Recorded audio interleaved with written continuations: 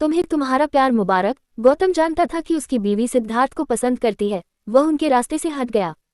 अब दीपो भवः सम्यक विचार, सम्यक कर्म और सम्यक विश्वास। बस मिस्टर बुद्ध, तुमने न अपने नाम को कुछ ज्यादा ही सीरियसली नहीं ले लिया है।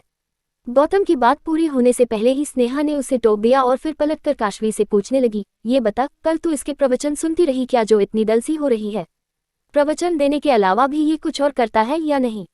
सब दोस्त हंसने लगे तो सिद्धार्थ बीच बचाव करने लगा, यार कभी कभी अच्छी बातें भी सुन लिया करो। अपना गौतम स्पिरिचुअल आदमी है, सचमुच संत है, क्यों सीधे सादे लोगों को परेशान करते हो? हालांकि रियूनियन ने फिर से पुरानी यादें ताज़ा कर दी थी, पर सबसे ज्यादा बेचैन काशवी ही थी। सब जानते थे कि गौतम और सिद्धार्थ दोनों काशवी को चाहते थे। उसके और करीब जाने, उसे छूने की इच्छा जोर मारने लगी। नहीं, ये ठीक नहीं है। मैं किसी और की पत्नी हूँ। मुझे ऐसे विचार भी मन में नहीं लाने चाहिए। ये पाप है। मुझे यहाँ से दूर जाना होगा। बमुश्किल आंखें खोले उसने देखा, सिद्धार्थ कॉफी का मग लिए उसकी तरफ देखकर मुस्कुरा रहा था। क्या मैं पागल हो चुकी हूँ?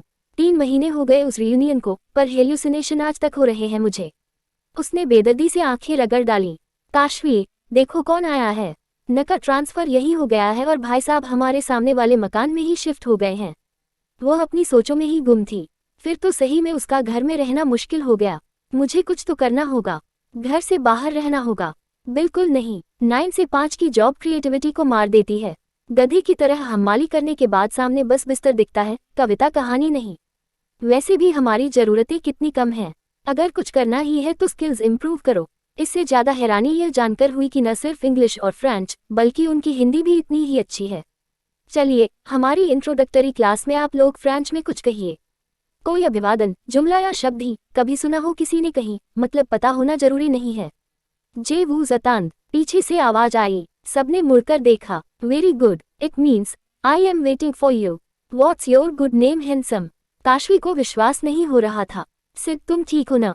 आह, मैं तो बिल्कुल ठीक हूँ, पर आउच, तुम पर। सिद्धार्थ की बात पर उसका दिल फिर बुलेट की रफ्तार से भागने लगा।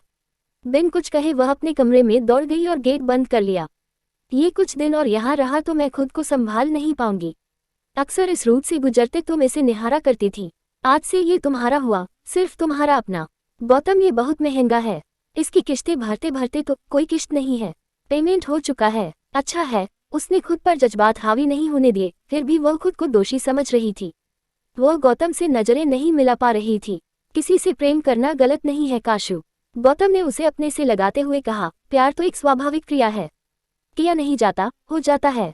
जिसको चाहो उसके सामीप्य की चाहना भी स्वाभाविक ही है। तुम्हारी कहानियों के जरिए मैं तुम्हारे मन की पीड़ा, दुख, अंतर्द्वंद्व को ठीक से जान पाया। तुम मेरी कहानियां पढ़ते हो। तुम जानते थे कि मैं। काशवी को विश्वास नहीं हो रहा था।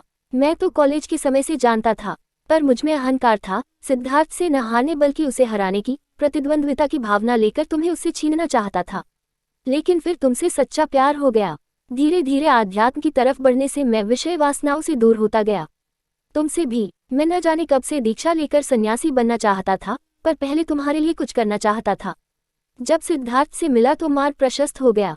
मैंने ही उसे हमारे पड़ोस में घर खरीदने और तुम्हारे करीब रहने की सलाह दी। तुम खुद को दोषी मत मानो। डिवोर्स पेपर्स रेडी हैं। तुम दोनों सुखी रहो और मुझे संसार से विरक्त होकर ध्यान रमाने की आज्ञा दो। मैं नहीं चाहता कोई यशोधरा फिर उलाहना दे, सखी वो कहकर जाते। गौतम ने हाथ जोड़े तो काशवी की आंखों से गंगा जमुना बह निकली। उन आंसुओं में प्रेम, भक्ति, श्रद्धा, कृतज्ञता क्या नहीं था?